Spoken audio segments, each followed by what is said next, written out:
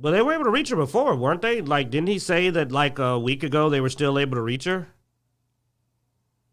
You saw the video because I had it playing in the background. We're live now, by the way. They could have her blocked externally, but I know she wasn't always blocked externally, though. Yeah. That's the thing. I know that they said that they got non-deliverable now. So did they block her externally because she was getting harassed, or did they block her externally because they don't want her contacting anybody or getting any input? Yeah, I don't know. I mean, it's a rumor. I said it's a rumor. That's why I was going to let Bloodaxe go on it, because I know Bloodaxe hates Kathleen Kennedy. He's our Star Wars guy. Plus, look, he's got way more information than me already. I knew he'd have more information. I had it in the background and just went, that's a Bloodaxe topic. And that's basically, I was like, ain't no way he hasn't freaking like watched this video in full. That's funny. Well, I'll let you do your thing, man, because you also have those other places you go to. You've got the podcast and everything you listen to. I only have the YouTube, but you have multiple resources. Yeah. Oh, anyway, can you shut the door? You mind shutting the door? Yeah. Just to keep that fan noise out. Got information from some other resources, like some of the podcasts we're talking about it. Yeah. Because I've just got Nerdrotic and Doomcock, which are both YouTubers that don't like her. I'd love to see somebody that actually had a podcast have a full discussion. Yeah, sadly, I mean, most of this came up 2 days ago, and that's not near enough time to find out. Yeah.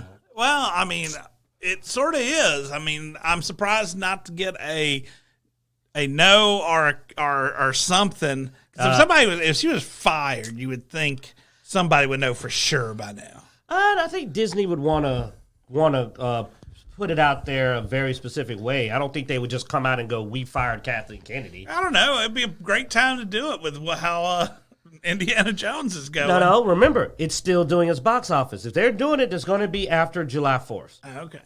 Because technically, they're probably going to try to wrap July 4th into the launch, into the holiday. So my prediction is Wednesday would be when they would make an announcement. Gotcha. All right. Anyway, let's get started with the show. Welcome to Dicejunkies. I'm Xenodamus, and I'm here with Q. And on Skype, we have Bloodaxe.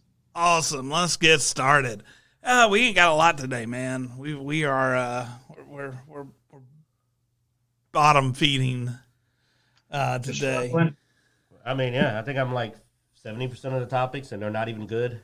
Yeah, 70% of those bad topics. Like, hey, man, you want to talk about this?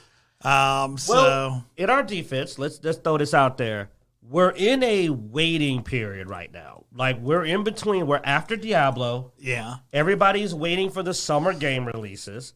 That's a big part of it. I mean, Remnant 2's coming up a little later. We got Starfield. We got Liza P.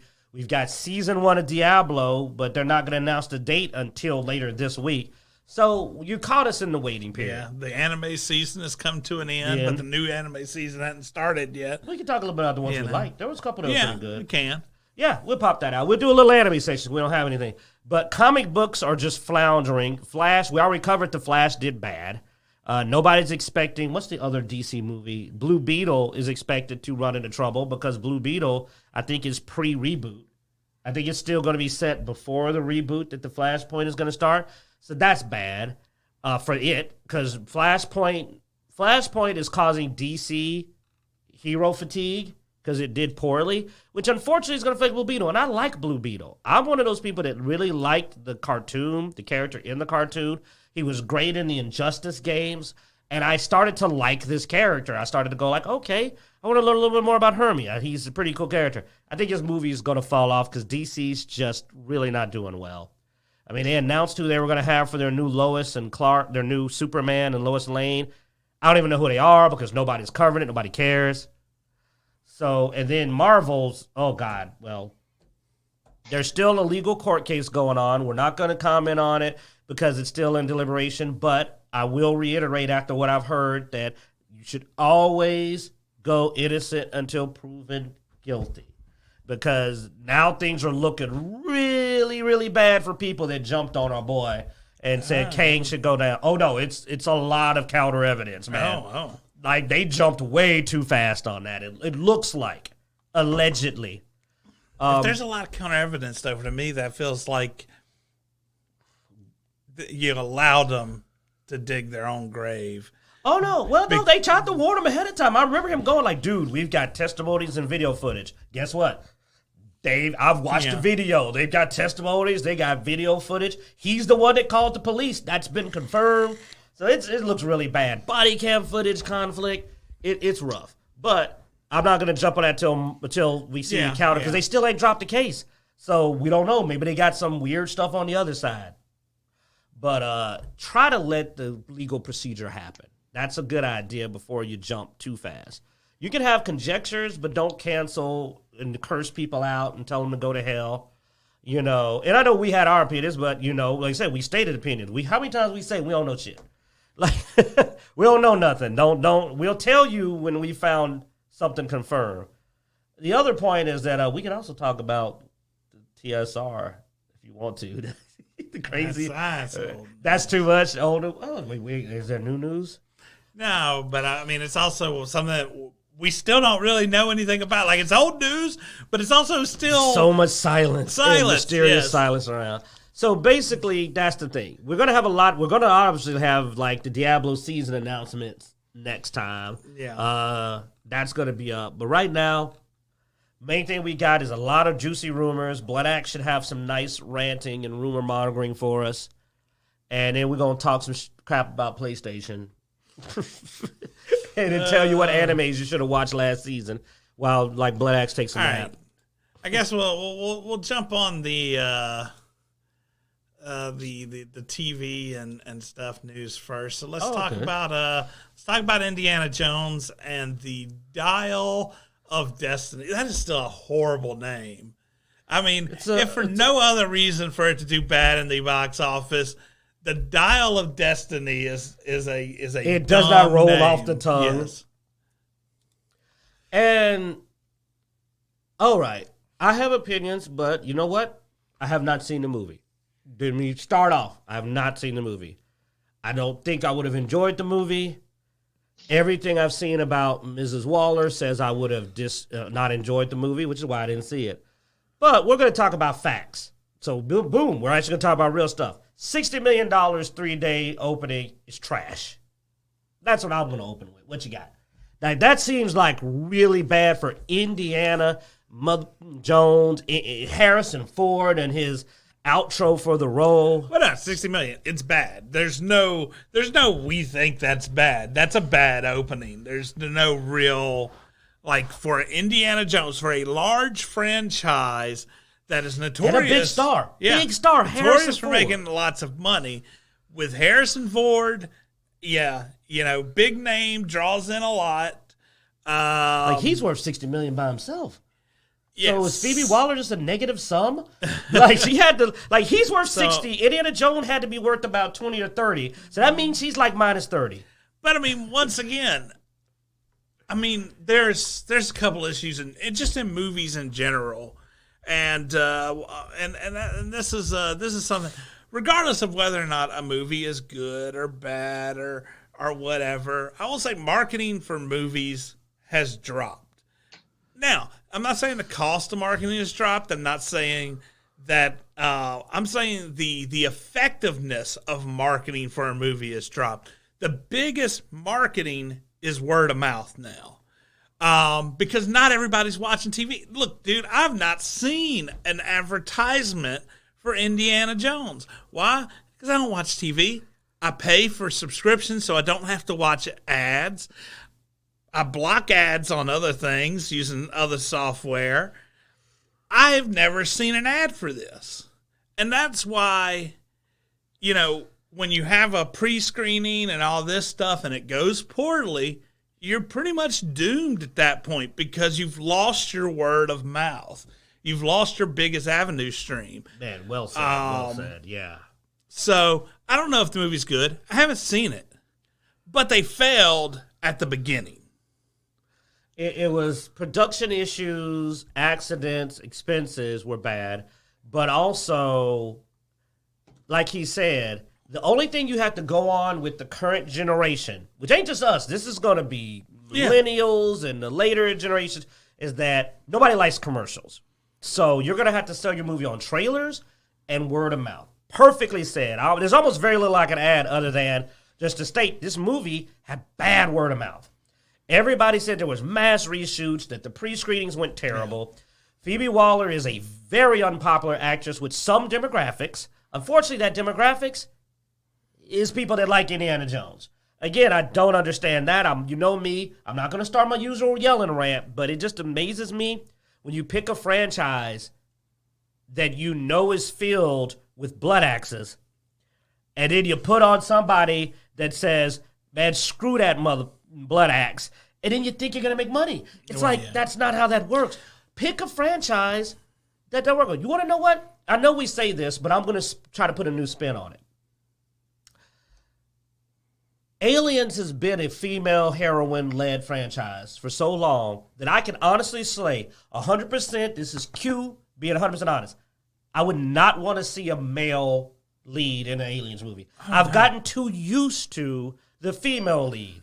So why don't you have Phoebe Waller or somebody play the descendant of Ripley in a movie series where I don't want to see that? I love Sarah Connor. I love Ripley. I don't want to see an Aliens movie with a dude because it would change the whole tone of the movie. Yeah. Now it's an action movie. I'll be honest. You know, it would ruin I don't want to see an Aliens movie without Ripley, honestly.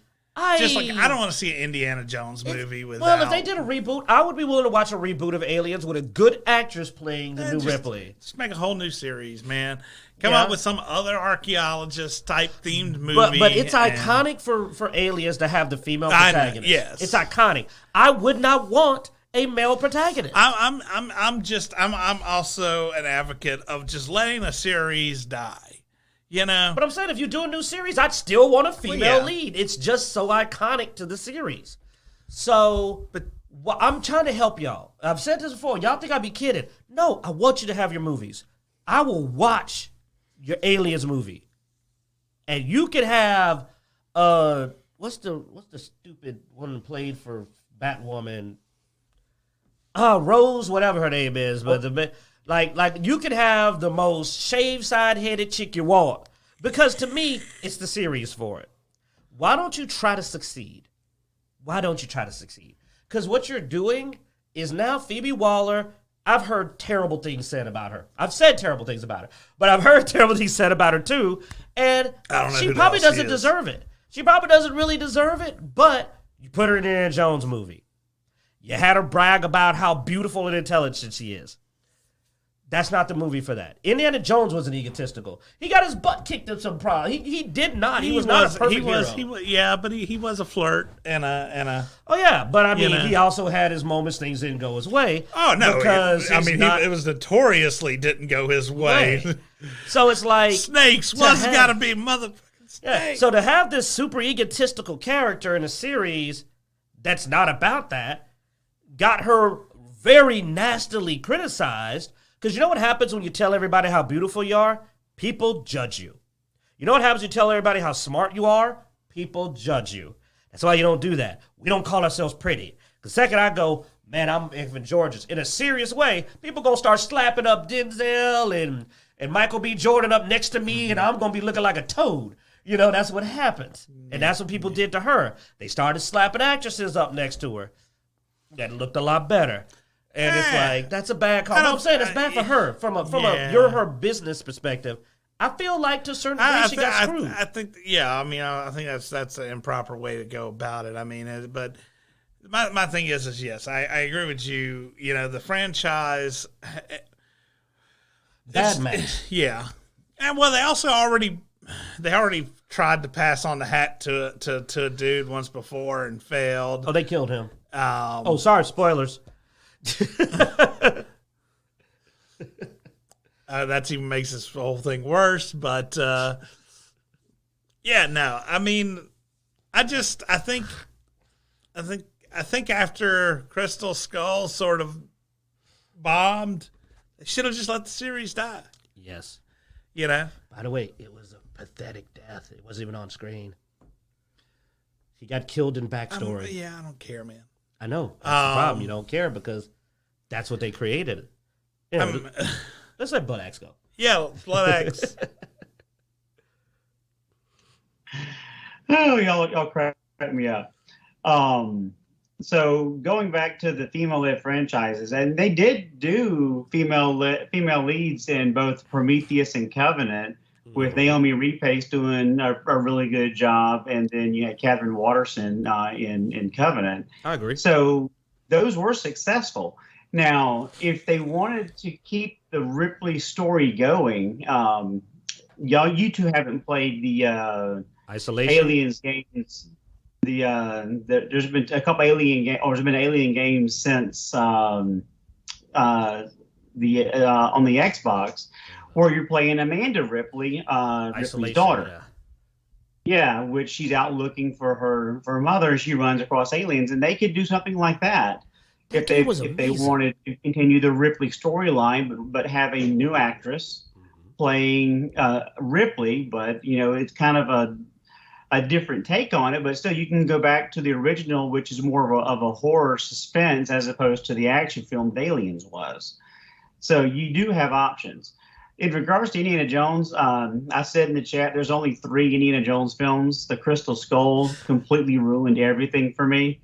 I've said it before, you went with the Ark of the Covenant, religion. You went with Kali, religion. You went with again, Indiana and the Lost Temple of Doom, Indiana and Ark of the Covenant, and Indiana and the Holy Grail. Yeah. So you went religion, aliens. I'm like, what?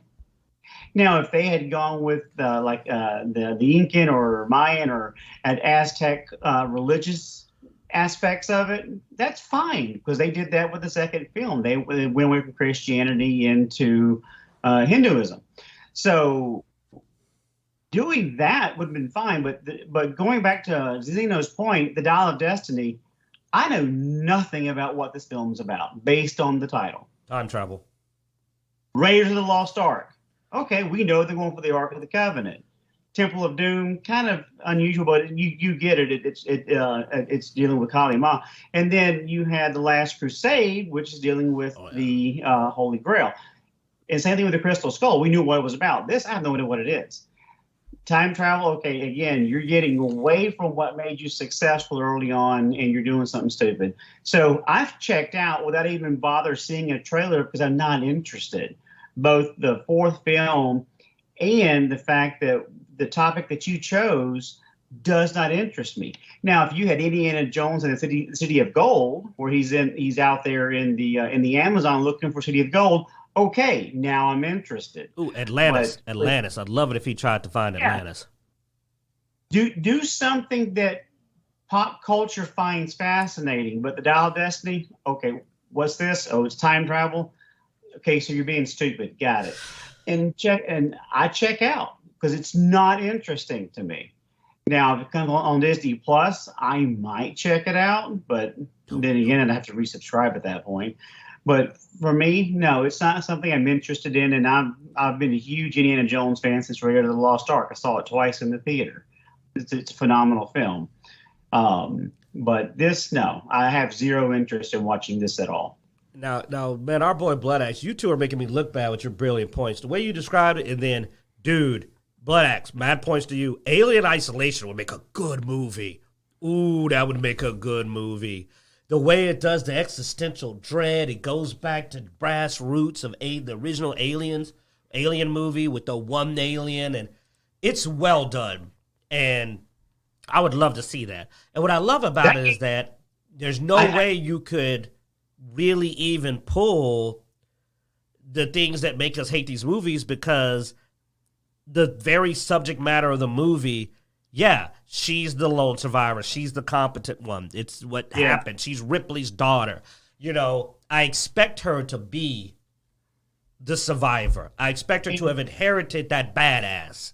Right, and in that game, the alien is terrifying. It scared the bejesus out of me multiple times because you got a wrench, and that's not going to Don't forget the replicants, man. I didn't see that coming, man. Those replicants will make you pee your pants. You're like, oh, good, it's one of the... That crap makes you crap yourself. I didn't see that coming, man. Like, that was highly unexpected. But yeah, I mean, this is the reason why they should actually involve fans to help come up with ideas, because we have some phenomenal ones of things that we would actually want to pay to go see. So just to close it out, I think that the general we're all on the same page that the biggest problem with the movie was, one, bad title. Really, true. Two, Crystal Skull did not set good groundwork for another movie. And they weren't going back to roots. They were continuing this new style. And three, I believe that the story, because see, I know way more about what happens in the movie than y'all, but I don't want to spoil anymore. But leave it to be said that Bloodaxe would be furious by the end of this movie. I mean, seriously, he would. And even you, who is here's a funny thing. Me and Bloodaxe are the worst out of the three. He's the most open-minded. Like, he'll watch a movie, and we're going, man, that was some blah, blah, blah, woke trash. And he'll be like, it wasn't that bad. He's the most reasonable. I can assure you, you will not like what they did with it. Even you would be like, this was not well done. So, and Phoebe Waller was a bad cast, not even just because of her. It's because of what they wrote for her. Because one of the scenes does something that all three of us would have called BS at the top of our lungs. Like, just absolute BS. I'll say this much because it's not a spoiler. She knocks him out. One punch, just boom. Phoebe Waller just knocks Indiana Jones out like a punk. Not only that, but the actress was bragging about that was her favorite part of the film, is being able to hit a legend in the face. And knock him out like a little punk. He didn't wake up for until he was back in the, like completely clocked out. And we'd be going like, Phoebe Waller couldn't knock my 13-year-old out. You know what I'm saying? It's like... And also, knocking out a legend, wow. And that's the end of the movie, by the way. That's the finale. The movie ends with Indiana Jones getting punked. You're literally, man, you suck at not spoiling stuff. See, they don't know why she knocked him out. They don't know what happened after. Yeah, but this is the second thing you've gone off on that. But all I'm saying is that, but either way, if that's enough to ruin a movie for you, then you're not watching a movie for the right reasons. I didn't mention what happens in the time travel or nothing. But I know, you might as well wait. But like I said, and I've actually reached a point where I'm no longer angry. I'm trying to help. We just mentioned, Bloodaxe mentioned an amazing franchise idea for a movie. Let's say, Flip makes a point. Indiana Jones is 70 years old. So, he's 70. He's old.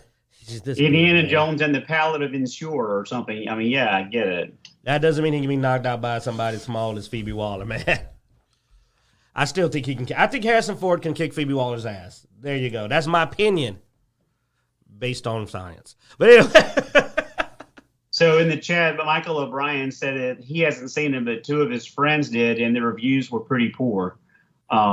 So yeah, and that's coming from across the pond.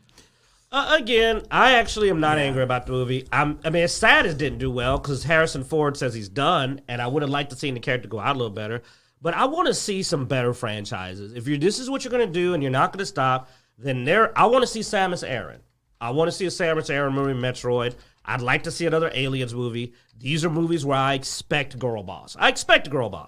There are movie franchises that can meet your needs, will make money, and men like us will go to see. Because Samus Aran is a badass.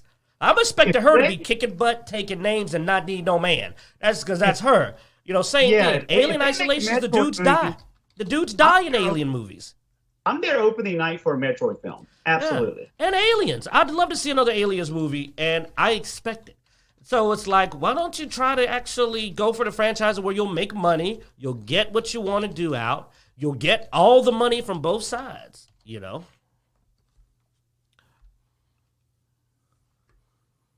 Yeah. All right. You fine? You good? All right. But basically, $60 million box office is a very poor 3-weekend pool. Yes. That was what we started with. And it got beat out by freaking Transformers Beast Wars. That's bad. Yeah. It got beat out compared to Crystal Skull. It's terrible. It was a bad start. And why's your screen keep blacking out? I think I got a monitor going out. Looks like it.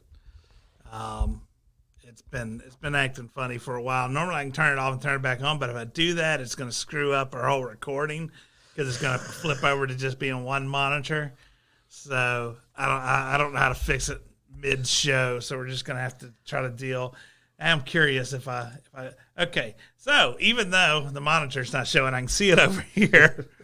So do you think that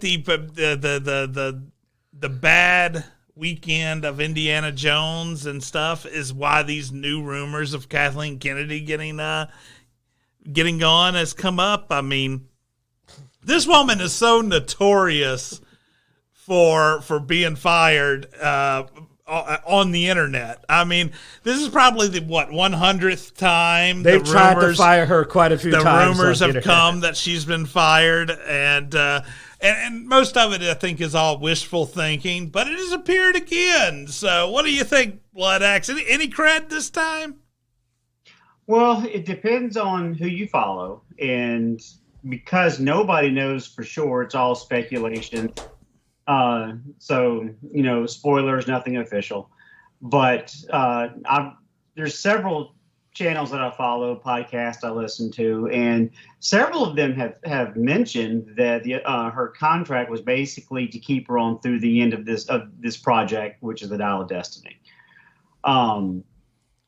According to Doomcock, the film needs to make $900 million just for her to keep her job, which right now with the $60 million opening weekend, it's on pace to probably do about $300 to $400 million globally. I think they did like 130 between here and internationally. But we were talking earlier about her being fired and when the announcement's going to happen. I don't think it'll be announced at all, to be honest with you, because another announcement of a failure like this will only hurt the stock price even more. I think that when it does happen, it's going to go out quietly, and we won't know that someone new has taken over until they have an announcement that they have a new president of Lucasfilm. So do I think it's been done? Probably not. Do I think she's on the way out the door? Yeah. Because that was kind of the whole point in the last Star Wars Celebration was, it was Kathleen Kennedy's swan song. But I would love for her to gracefully bow out and let someone who actually cares about the franchises and cares about making money by giving the fans what they want to come in and take over. Do I think that's Jon Favreau? I don't think Jon Favreau would be a good president of Lucasfilm. He's good at what he does. Just because you're good at what you do don't mean you're good at the next job up. So I think they need to find someone that can plan for projects, because there was zero plan for the sequel trilogy. You can tell that was piecemeal together because none of the story threads matched at all. And they just threw in Palpatine at the end just because they needed to tie everything up. So, do I think she's fired? No. I think she's probably on an extended leave of absence is what I personally think it is. And eventually she will probably not be renewed and they'll bring in somebody else. That's just my gut feeling on the sources that I pay attention to, and the my own speculation of how the business will probably come out. I mean, I agree. That was my opinion. I knew you'd have way more information because, like, we were talking before. Y'all might have caught some beginning. Like, our boy Bloodaxe has the names of all the people. He knows all of them. I had just heard it, but like Zeno, they fired her online so often. But I don't know about $900 million. I mean, I get that being the desire because you want it to be highly profitable. Supposedly, the movie cost $289 to $300 million plus. The $300 million plus being the most likely, due to the fact that they mentioned that there was a $20 million COVID fee from Harrison Ford. He got injured on set. There was reshoots.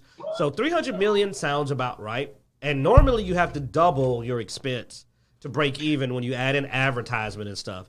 So I would be more reasonable and say $600 million is what it needs to break. Well, actually, that makes that makes sense though, because if they need $600 to break even, then they're going to need $900 to profit significantly. No, you actually, it's $300 million. Then you add another $150 for advertising for $450. But you also got to think that the theater keeps half the cash. So you need $900 million to break even. Now, Disney normally has like a 60% take, so maybe a little bit less than that. Depends on what they negotiated for this film specifically. But no, it's between $800 and $900 million to break even. And don't get me, I know I'm lowballing it to be fair. So the people don't think we're raising a number to try to call it a failure regardless. Because here's the reason why I can do that. I don't think it's going to clear $600 million or at least not by enough. They need 600 million to me to like break even, which means, and then with a 60 million start and 100, what did you say globally? I did 70 million globally for a total of 130 is what I. 130 is a global is a poor start because movies lose momentum; they don't gain it. So I don't think, and with the reviews being lukewarm, I think most of the people that were going to go out to see this have hit. I don't think it's going to pull because it's not going to pull kids. It's not going to pull Zooms and millennials because it's an old franchise with an old man in it, and it's set in the past. And you know that's not a popular genre. The fans who are going to go see it, the big first rush, I think they're done. Their only hope is that the 4th of July has a big one. That's why I said I want to see, because me and Zeno were debating, are they going to announce that they fired her after the weekend? And I said, no, they'll wait till after the holiday because it's July 4th, which is often a movie day. It's a holiday. So I'm saying that they're going to probably look at the results on the 5th. And this is me trying to be fair. Because you know what? We get accused of bullying. And we do because we're doing opinion. But right now I'm trying to actually be a little professional. So from a personal perspective, I believe that at least they're going to want to see what the holiday does. But if they can't clear 200 million minimum by 4th of July, they're definitely not going to hit 9. And they're barely going to hit 6. And that's not a profit. And for you to take huge franchises like Star Wars, not the main movies, they did make money, but the later material like Solo and all these TV shows, if for you to take this and keep not making money, and now you can't claim a Star Wars fatigue, this is Indiana Jones. If you keep getting given huge franchises and you can barely break even, you're not competent. That's just the truth, because this is the second chance. This is a whole new franchise.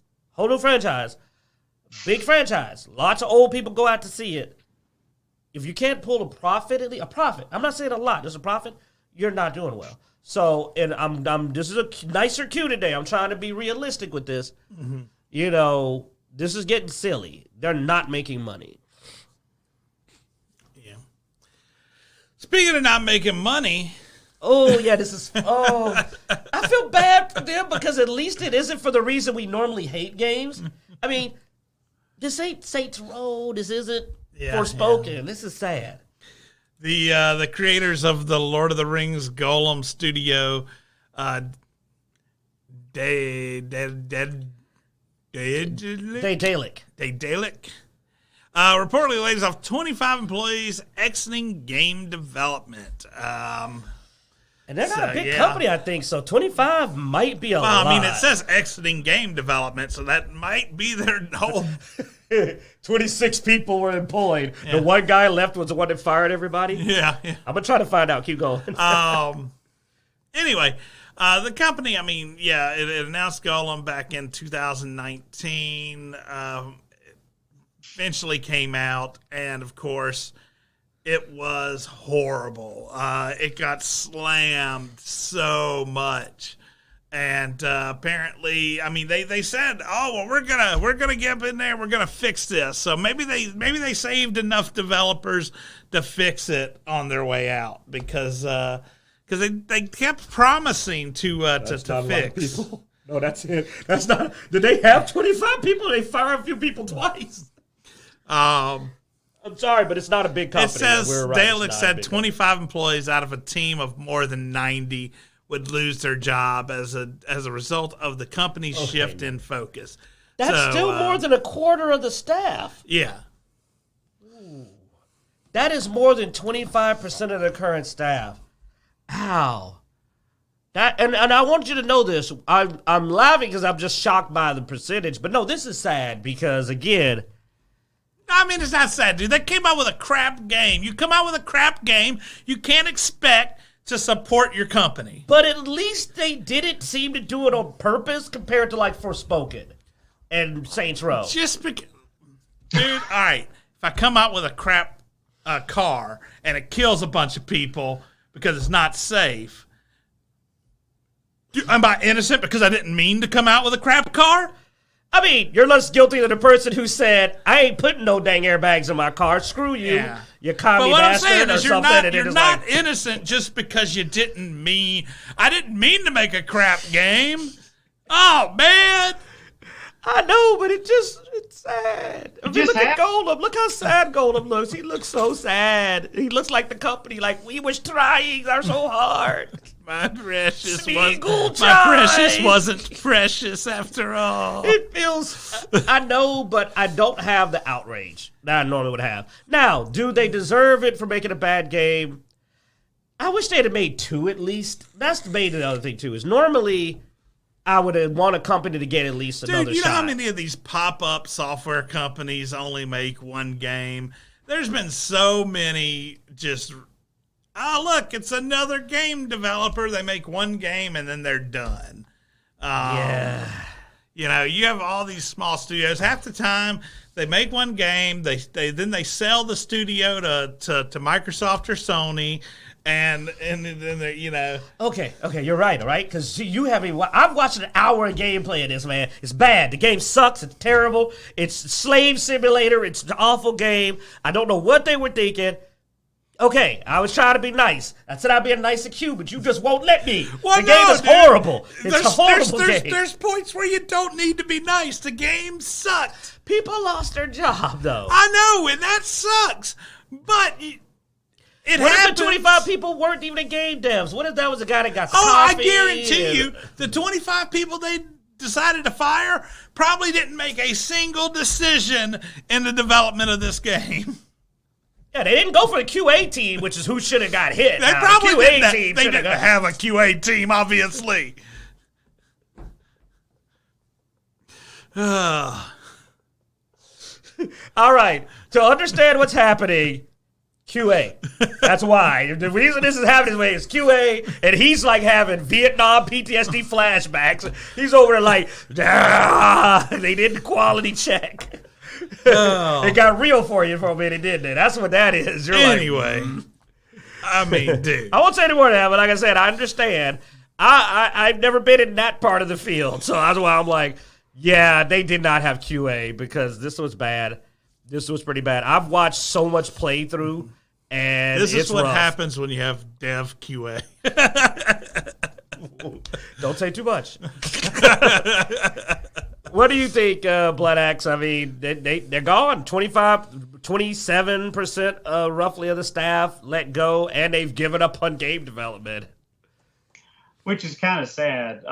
Actually, my oldest son bought and played the game, and he asked me yesterday, did I play it? And I said no. He goes, it's probably best that you didn't. I'm like, okay. So wow. From the mouth of babes. No, this is oldest, but yeah. Well, yeah. Deal. Yeah, he said it was really, really buggy. But even then, on top of that, the gameplay wasn't fun at all. So I don't know if the developers could have any effect on fixing it. But it's not an interesting game. If they had making a game about Legolas, then that probably would have gone further. Well, I mean, I'm sure. Whatever. Sure, if they were able to pick whoever they wanted to make a game out of, Legolas probably would have been on the top. But I mean, when you get licensing, you probably had to go and say, "How about Golem? Can we make a game about Golem?" Yeah, how bad a Golem game could they make? How much would that cost us to make a game about Golem for the licensing fee there? Okay, well, we can do that. Yeah, we'll just scratch the QA team. We'll be good. Yeah, we'll scratch the QA team. But it's one of those games that I wasn't really interested in the beginning, and I think I still have a bad taste in my mouth from the Rings of Power. And I mean, Gollum has his caves. How much further can you really go with the character and his story? I mean, you could go to the backstory where he found the ring when he was still a hobbit, I guess. That would have been a good idea. Playing his actual backstory would have been a much better setting for this stupid game. That's not what they did. Yeah, so... You know what they did? Do you want to know? What they do? The period where he was caught by the orcs and was enslaved. That's it. You spend most of the time doing tasks as a slave. That's ridiculous. That's like 60 to 70% of the game. Yeah, they got a discount on the licensing by doing that. You didn't get to do the prequel part where like you get into the first cave time. You didn't get to do the interesting climax where you hunt down Frodo and then have your moment where you kind of destroy the ring. That would have been a climactic ending. No, none of the interesting parts of his story, like Rings of Power. This is the least interesting part of the story. All righty. But another studio bites the dust. This makes 3 in the last year or so, I believe. I'm sure there's more than 3. Buddy. Well, 3 that got a lot of attention. Forspoken, Saints Row, and this, all their studios got trashed. Though, in this case, I will still do a post-mortem for the people who didn't have a choice about making this terrible game and were not implicit. Those other companies don't have that. Well, they might have some. But, like, this is a case of they just made a really bad game. I don't think they intended to make a bad game, but they obviously didn't intend to make a good game either. To make peace with you, they obviously clearly didn't intend to make a good one either. So, but I don't think they went to piss people off. That's the key point. I don't think they said, man, I want to pull a Lord of the Rings and piss off Lord of the Rings fan. No, I think they went, this is the best we got. That's all we got. But, I mean, as far as some of the videos go, and I will say, man, people have made good points when doing this. Like, a lot of the elements in the game, they were like, these elements exist already in other games. And if you ever look up that element and how well it went over in these other games, it went over poorly. So if they would have done just a little bit of research, too, and that's why it's hard for me to feel bad, because it's just like, I get feeling bad for the 25 people who lost their job, but I don't feel bad for the project, because the project could have done just a little research and managed to not hit a lot of these stumbling blocks, Yeah, this is no Redfall where we feel that the game has a lot of potential that it didn't hit. Mm-hmm. No, there was no potential, because, like, I can list them off, dude. I sat and watched, like, a full playthrough. Escort missions.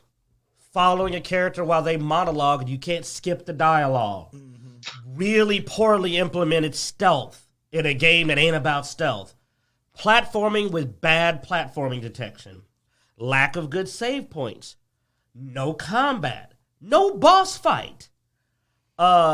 Characters who are not integral to the story, so none of these events matter. And then pile on a bunch of bugs and glitches and a branching story system that doesn't actually have an effect on the story. All the worst elements that have ever been put in the game, completely not there. Completely put into this game, and none of the good parts. None. And I'm just like, oh man, what? Like, what? It's like they picked all, like you said, the worst game elements that have never been successful and put them into one game. And it's sad, because I can think of a lot of cool crap you could do with Smeagol that they weren't doing. Yeah. This should have been a Telltale game. Telltale would have did better. This would have did better as a story narrative game with Telltale's looser story style instead of you being forced to go through these elements. It's a Telltale game, and at least would have had a fan base, because, there are people who are fan bases of that style. But also they have good writing, games. okay? Yeah. When they're not doing Borderlands Telltale games, they have good writing, good acting, a decision system, branching narrative, and they know how to fill in the blanks. Yeah. I'll give them that. I don't know what the hell happened with the last Borderlands game, but prior to that, they were known for doing it well. I've never been a fan of Telltale games in general. But for their genre, and like you said, they have a fan. This was a game that should have been a story. It should have been a game. And Telltale Games does a good job at that. Pick your own adventure is Telltale's specialty. Yeah. That's what this should have been. So, let me jump back into some more Microsoft news. Microsoft, Activision, whole deal. So some other interesting stuff came out, and I at least I found it interesting. And that was actually one of reasons for Microsoft buying ZeniMax. So if you follow in the court case, Sony has came out and or the EU said one of the reasons why they were concerned about the Blizzard thing was because of the exclusivity coming from their purchase of ZeniMax. And so that caused them to say, look, the reason we bought ZeniMax is actually because Sony the last two ZeniMax games were already exclusive to Sony. They had paid ZeniMax not to put them out on Xbox. Specifically. And supposedly they were trying to do it with Starfield. And Microsoft was just like, no, we can't have that. That's as the third runner out of the three only consoles on the market. They could not. I will say, from the way Bethesda and ZeniMax have talked in the past, I don't know if Sony could have paid enough to get the exclusive rights. Maybe not for Starfield. Because they make too much money across all the platforms. I mean, dude, it's honestly why it surprises me that all I can guess is Microsoft is doing it out of spite to have Starfield exclusive to Xbox.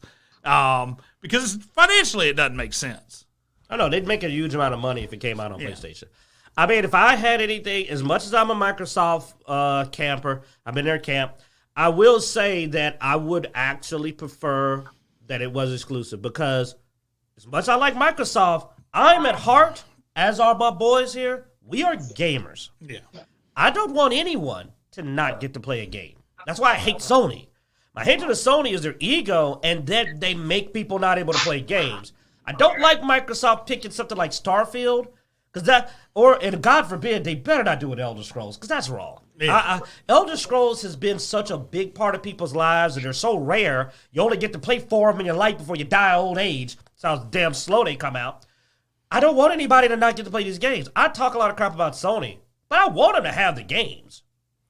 That's more important to me because I'm a gamer, and we love games. We love people playing games. I do wish Starfield was not exclusive. I will say that. Now, I love it's on Game Pass. But I do also wish it was was available. Now, don't put it on Sony, like streaming. No, make them buy it. But they should be able to buy it. Just the way, Sony should make their games purchasable. Like, to me, I'd love it if both of them did the same thing. If Xbox took the stuff they owned and put it on Game Pass, and Sony had to buy it, and Sony had their really terrible version of it where you could go get, God of War and all that on there, and I had to pay for it. Then at least I could play it. But Sony will never do that. Out of the two companies, both of you, I want your genuine opinions. Out of two companies, which would be the first to offer their games that are exclusive to them as purchasables for other consoles? Oh, Microsoft for sure. Yeah. They would.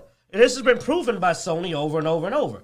So, sorry. I just had to get that out because I want people to know I don't like exclusivity, even when it's us doing it. That's what amused me about this article with Sony boss Jim Ryan doesn't like Starfield exclusivity, but doesn't deem it anti-competitive. Even though he tried to pay for it. Because you can't deem it anti-competitive because you would be deeming yourself anti-competitive. Because literally they're still doing it. They're doing it during a trial. There's other games. Final Fantasy 16. We'll talk about, did we already talk about that or we're going to? We're building up to it? Final Fantasy 16. Yeah, it's actually next one. Final Fantasy 16 is exclusive. And Sony paid for that. Why is it good for the top company with the largest part of the market to do it, but no one else can? I still don't get that. Yeah. But anyway, go ahead. I'll cut you off. Go ahead. I don't remember what I was talking about. Well, you were talking about the buyout and them saying that we had to do it. And where we got a sidetracked is you talked about it seems like it's out of spite, and I do think so. I don't think it's a good business move. No, I think I don't think it's a good business move for Microsoft, not for Starfield, because Bethesda is so well known on both consoles, and any game they push out is money, basically. Now, if you came up with they got to make back that $7.5 billion. Well, yeah. And honestly, if I was going to do it in an exclusivity company, I would do it with Obsidian, not Bethesda. I would make Obsidian games exclusive because they tend to be a little more lighthearted. Their franchises aren't already tied to multiple consoles. That makes sense to have that. Have them making a console exclusive. But because also, like you said, their games aren't so widespread that it feel like you're screwing a lot of people over. Obsidian tends to run a lot more games out versus Bethesda. When it puts out a game, I mean, it is a work, it is an art piece that they spent way too much damn time on. And it's like one a generation down there. Like, it's so slow that, like, you won't see a Bethesda game but once every 5 to 10 years, which means more money lost. Plus, Bethesda makes a lot of its money on re-releasing the game over and over and people repurchasing it. So it's going to be a cumulative money loss. But is it a good blowback against a hostile company? This is the one. Bethesda's the one that's going to hurt Sony. It is the one that's going to hurt. Yeah. Because what will make you decide, for example, if for Elder Scrolls, there's people that will buy an Xbox over a PlayStation to get Elder Scrolls. Because it's just that big. Elder Scrolls 6 is going to be a game changer. Starfield, it depends on what it gets reviewed because people don't know. Oh, yeah. Elder Scrolls 6 is going to be a game changer. Well, because I think there was a study out, and don't quote me on this because I read it and I don't remember the numbers, but I think it boiled down to, like, people who own Sony consoles, like, over 50% of them had Switches, or around 50% had Switches, Nintendo console.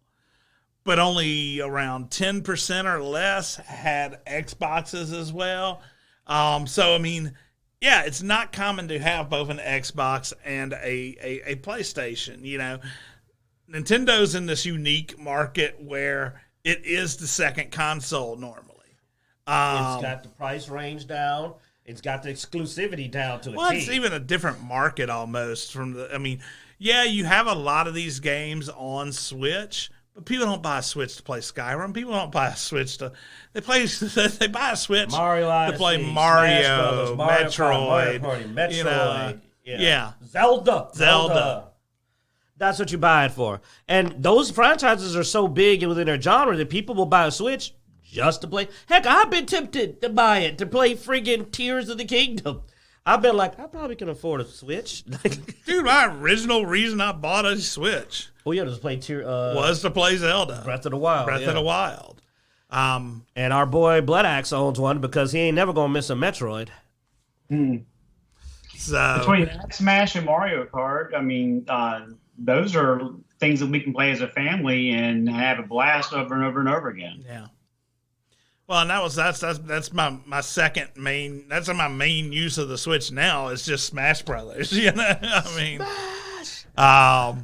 So yeah, but yeah, no. I mean, I think it sucks that that Starfield, but at the same time, I do see it as being a nice punch to Sony to go, look, maybe after this you do make a deal. Hey, let's make a deal.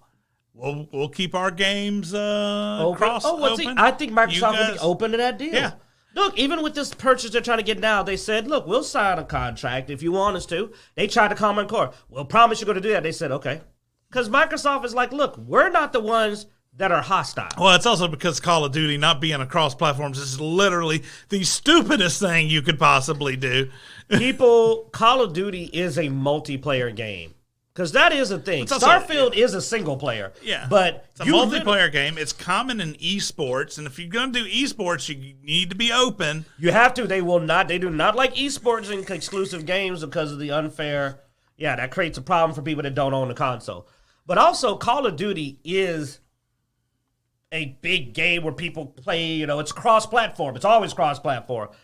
You would literally lower your player base, which would affect the whole game. Single-player games, at least to me, are a little bit less problematic as exclusives, even though I don't like exclusives. But it really sucks when I can't play. I mean, one of the reasons I played so much Diablo is it's cross-platform. Because Xeno ain't playing on anything he can play on his PC if he can. If he can play on his PC, he's going to play it on his PC. So cross-platform is super important to Dicejunkies. Otherwise, we end up with a much smaller group we play with. It's just me and Bloodaxe playing with some people online that are, semi-able to show up half the time. And we got other friends that play on PC. So cross-platform is important. Call of Duty would be stupid. But I think they'd put Starfield out. I believe that they said, hey, I'll tell you what, for the next 5 years, everything from Bethesda is open, and you open up your licenses too. I think Xbox would be cool with that. They'd be like, yeah, we'll do that. We get God of War, we get Final Fantasy, Squaresoft games, you get Bethesda games. But Sony is holding its market on its exclusivity. It's not the better console. It's not the better controller. It's just not, to me, the better system. But It has the exclusivity locked down. And not everybody's like me and has the willpower to just miss these games. You know, it's hard. It hurts me. I want to play God of War. I want to play the other God of War. I want to try out the Resident Evil remakes, you know, without having to wait. I want to try these games, man. I think the Silent Hill remake is maybe hitting PlayStation mainly. That sucks. I grew up with these games, but I'm also an older guy. I'm not a young, I have to game, so I am capable of going, all right, I won't play it. But I'd like younger gamers to get the full access without having to put in $1,000 plus trying to buy every major console. To me, that's stupid. That's an exorbitant cost. That's only for PC gamers. But PC gamers get their money's worth out of it. They do. I'd spend a whole bunch of money upgrading mine. Worth every penny. But you shouldn't have to buy a PlayStation and an Xbox to get a wide range of games. And if your PlayStation is as good as you say it is, why are you so scared to put your games out? That's all I'm saying. They talk a big game, PlayStation fanboys talk mad crap about the Xbox. But it's Sony that's scared. That's scared. Scared that people would play Final Fantasy on the Xbox and maybe it wouldn't overheat. Maybe it only overheats on a PlayStation 5. Segue. Sorry, I was actually reading up, trying to grab some more info on it. But yeah, no. So Final Fantasy 16 is apparently overheating and even crashing PS5s completely. So yeah, this has been a big issue. It's been mostly reported on Reddit and Twitter, as people have said. This is happening to them. Now they did come out with a solution, which is turn down the graphics, the graphics on your PlayStation 5, change it to performance or change, you know, and but yeah, it seems to be mostly happening during boss fights. And apparently some particular scene 15 to 20 hours in apparently is doing but it. Apparently the game was not well optimized for the PS5. I wonder if it would have made it on the Xbox, maybe people wouldn't have had this. All I'm saying is they would have had to make sure it works better on both consoles. And since the Xbox specs are apparently a little lower, they would have had to lower the specs of the game and it wouldn't be overheating your PlayStation 5. Oh. I mean, because they say the PS5 is better, so if they made it work on Xbox, it'd have to be easy for the PS5, right? That's how that works. Yeah. But anyway, I mean, I don't have a lot to say on this one, man. It's just one of those, I guess, interesting. I'm not happy it's overheated system, because boss fights, you know how annoying it is to get into an intense boss fight and crash? Yeah. Oh, my God. Yeah, look at his Bloodaxe. He knows that is, like, infuriating, man. Oh, no, it definitely would rage after that, you know, but... Especially if you're playing on a high difficulty, man. You're really, like, you know, somebody like... It's an action RPG. You know me. I'd crank that sucker up to, like, you know, rectal bleeding difficulty and be like, let's go, because I love testing myself on those high difficulties until I can't, then I turn it back down. But I try. I give it a go. And it would be very frustrating because also Final Fantasy games, because I played like the one with Noctis. I forgot its number. There's so many numbers. And man, there was a boss in there that's like a 15 to 30 minute boss fight. And then I think the remake Final Fantasy 7 had a big battle that was a really long boss fight. Imagine being 15 to 20 minutes in and then the game crashes. Yeah. Which, I mean, the painful thing on this, and sort of a shame on Square and Sony for not probably looking into this sooner. Supposedly it was happening during the demo, too. So it wasn't just that it's happening now, but... Dude, nobody wants to hire QA. Just accept it. Yeah, you have no future in gaming. You got to stay where you are. You got no future in gaming, man. They don't want QA anymore. Because that's something QA would say. Hey, it's crashing. Oh, that's good to know. Okay. Let's tell people to set the graphics down a little bit. Well, no, you build that in. You go during the boss fight, you lower the FPS slightly. Yeah, there's certain scenes. You know, there's certain things you can do as a game developer to make certain scenes not cause issues for your hardware. It's the whole purpose of a console. The whole purpose of a console is to make game development easier because you have a small hardware window that you're working for. So all you have to do, you don't have to do like PC and make sure it works for hundreds and different types of hardware. Yeah, there's only 2 versions of the PS5's hardware. No, you're right. And because it's a single player game, there's no variable. How do you not make it so that it won't overheat and crash? Did they not test it on a PlayStation? I'm not even trying to be a jerk. I just thought about it and said, well, PCs vary. Online gameplay can alter things with how much ends up on the screen at a time. Yeah. But this should have been detectable, especially if it's a cutscene. How does a cutscene crash your game and you don't catch that unless you did not play that cutscene? Yeah. That's weird. If it's a cutscene, then you do some pre-rendering and put it on the disc, pre-install it so that you're not rendering it on the cutscene live, which is causing your issue of burning out. Oddity. That's an oddity that's happening. But like I said, and like not even trying to be funny, I wonder if they had tested it across more consoles, would they have been a little tighter on that, But ultimately, it goes back to like our earlier topic in the form of, where's the QA these days, man? I just don't know anymore what's going on with that. Oh, somebody's asking what's the better graphics and playability from our chat. Well, Michael, honestly, spec-wise, the better person for this would be Zeno, who knows more about the tech.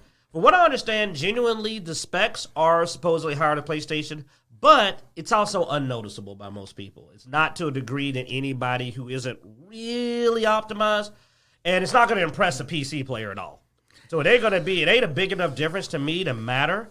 Now, as far as controller response, I can talk on this, having played on both of them and gone to people's houses. The Xbox controller feels more responsive to me. And having played fighting games, it feels responsive. Now, Zeno can speak to it because he switched over, and I think you said the same thing. We played the same games, DOA and Tekken. Yeah. And what was your opinion on it? Changeover? I definitely like the Xbox controller better. But, that's also, I know people that like the PlayStation controller better. As far as graphics go, it really depends on whether or not you're trying to push 4K as well. Because as far as 980, HD quality, you're not going to notice any difference between two consoles. Supposedly, and like I said, I don't have experience with this, but supposedly the 4K quality on the PlayStation is a fraction better. Now, at the same time, I guess, it all depends on optimization and all this stuff as well. But yes, supposedly if you look at strictly hardware specs, and like I said, you shouldn't notice a difference at HD at all until 4K is when you'll notice a difference, and then it's a slightly ahead on PlayStation, Sony. But yeah, I'm PC guys, so. But like when you get down to actual game performance, when they have multi-platform, currently PlayStation does not hold a good cross-platform performance compared to PC and Xbox. This is something you could go check yourself. When it comes out on all three, for some reason, PlayStation seems to have more trouble. Sony does not like cross-play in general. Like I'm talking about just cross-platform. Like if they release it for each one, the version on PlayStation has had more often than not the more issues when it comes out on several of the games that hit. Now, it's not significant, but it's that little bit. My thing is this. It really comes down to what you want to play. Buy a PlayStation if you want PlayStation exclusive. But I will tell you this. If you buy a PlayStation, you will not get the cross-platform. They are very adamant about that. So if you got friends on PC and on Xbox, you will never cross-platform with them. For some reason, PlayStation is very adamantly against it. I think that's silly. I think it's bad for them. But for some reason, they don't want that happening. I don't understand it. To me, there's nothing to be gained from that because I'd like to play with PlayStation players. Because, again, I don't hate the players. I don't even really hate the company. I hate the practice, And it's sad that they're so adamantly against it. Like, for example, there's more games. Is that going to cross-platform? Check and see if that one's going to cross. We got one more topic. But, it's coming out on multiple consoles. I saw that. But cross-platform is strictly against, which lowers your player base. If you play a game on PlayStation that's an online game, you will only be able to play with other PlayStation players. Good news is, they're the biggest company. Yeah. So, the next game we were going to highlight is actually Remnant 2 that's coming out here in July. And he asked me if it was cross-platform, so I did look that up. And guess what? It is only supported across Windows and PC, Xbox One, and Xbox Series X. Even though it's coming out on PlayStation, Boom! Yeah. Man, I'm good. Bloodaxe, give it up, man. Give it up. You know what I'm saying? But Am I right? PlayStation will only be able to cross-play with older PlayStations, PS4 and PS5. Why did they do this? The game is cross-platform because it's coming out on Steam. We saw that. It's going to be cross-platform for Xbox and Microsoft, but PlayStation specifically isn't going to be cross-platform. Why are you doing that to yourselves, PlayStation? Why are you excluding? And this is why there's such a hostile relationship between Xbox and PlayStation players. Because PlayStation is creating a separatist group by putting their people over here and saying, we don't play with those people. Well, guess what? I'm going to get to play with my boy. We're getting Remnant now. It's cross-platform. hey, Bloodaxe, unpack your damn boxes so you can get on this. We're going to get in on this. I'm going to be level 80. You know what I'm saying? Yeah, I'm way behind on Diablo because of all this moving and stuff. We'll sort that out. But like I said, there's another example. I mean, I can't believe you literally found it. Good job, man. That was good. Like, while I'm talking, he pulls up a game on all three. No cross-platform. There you go. So there's your real answer, Michael. Do you have friends? Do you have friends that own anything that isn't a PlayStation? Well, here's the thing, though. If all your friends on PlayStation, then you probably want to get PlayStation because they ain't going to be able to play with you otherwise. Yes. But if you want to play with us, but we'll play with you if you get on PC or Microsoft. Because I know that was Bird on here. That comes on sometimes. That was his problem. You know, he wanted to play with us. All his other friends were all on PlayStation, and he was like, "Man, I want to switch to Xbox to get on there and play with you guys, but I know all these people with PlayStation, so you need to convince your friends also." Or convince PlayStation. Or get better friends. Because here's an example. Okay, so we're talking about Remnant 2. Lovecraftian looter shooter. You know we love looters. You know we love shooters. You know we love Lovecraftian. But like I said, this isn't even an exclusive to either console title. There's no reason not to have crossplay. There's no literal reason. Yeah. This is dumb. I actually am going to just state this is dumb. Why is this not going to be cross-platform? They're going through the trouble of cross-platform for everyone else, and the only reason why is because PlayStation said no. Because if you're going to be making your game cross-platform, you might as well do it across all three. It's probably a bigger headache trying to make a special version for PlayStation that's cross-platform between PlayStation 4s and 5s, which just sounds like a dang headache to me. I know. I mean, it's all part of their network, so... But, I mean, I just don't understand why it isn't cross-platform across the board. That seems like that is another loss, and this is an example of when Sony screws its own player base. Because Remnant is not a big, well-known title, so your player base not going to be as large. So you probably need the extra warm bodies. We're going to have plenty of people because we're hooking up with Steam, so we're going to have access to the Steam player base to go with our Microsoft player base. Well, I mean... We've seen this with other games, too. I think Valheim is one where it's going to have cross-play with Xbox and PC, but I don't think it's going to be. I don't even know. That one doesn't have cross-play with Steam, though. Remember, that had a weird thing going on inside it. Yeah, but it's supposed to. It was just that version. That version. And when they do that, you get the Steam player base. And let's be honest, man, Steam's a great player base to get access to. There's a lot of people on Steam. There's a couple other games that have died that... People have complained, well, PlayStation, it's dead. You can find a few people on PC and Xbox because you have that cross, platforming. But you have two whole platforms to try to group together what you can find versus only yours. And that means your player base dies faster. It means that you have one pool, your player base is going to fall off way quicker. Plus, there's another big advantage I mentioned, Steam. Steam has some of the most diehard players. Steam players stick with a game a lot longer than most console players. Us console players, we're a little bit flighty. We jump to new games. But, man, you can go on now and see people still playing much older games on Steam. I don't think it's that they necessarily stick with games as long as they're more willing to come back to an old game. It isn't easy, especially I think you'll see this more with console as well as people go more digital.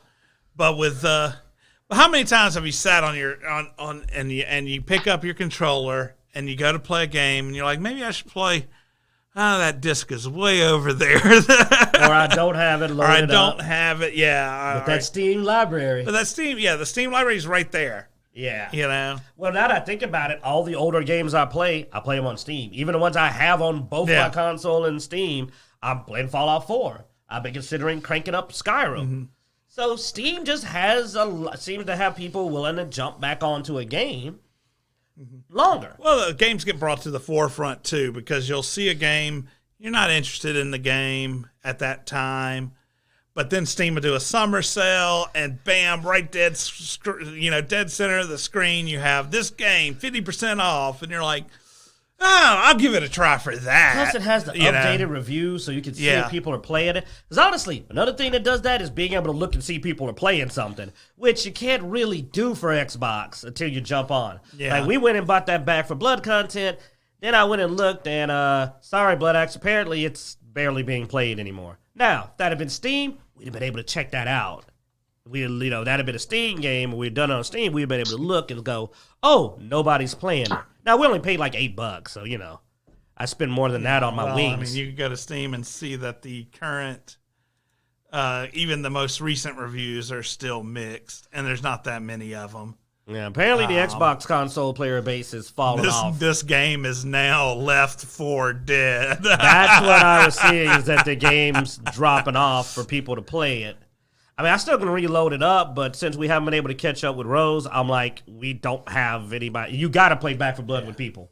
You want a 3 to 4 man team, and that's bad, because for a game to need 3 to 4 players and not be able to get 3 to 4 players, we run into that a little bit on Gears, but not as much, as the way they were saying this one was. I mean, a game's left for dead when it has the 80% marker off on Steam. We got the latest DLC for like $8. I don't even think we paid 16. I think we paid like $8 to get everything on Xbox. You can get the annual pass for $7.99. Yeah, that's what we got. Yeah, we got the annual pass. $2.99 for the second expansion. Yeah, $2.99 for the first expansion.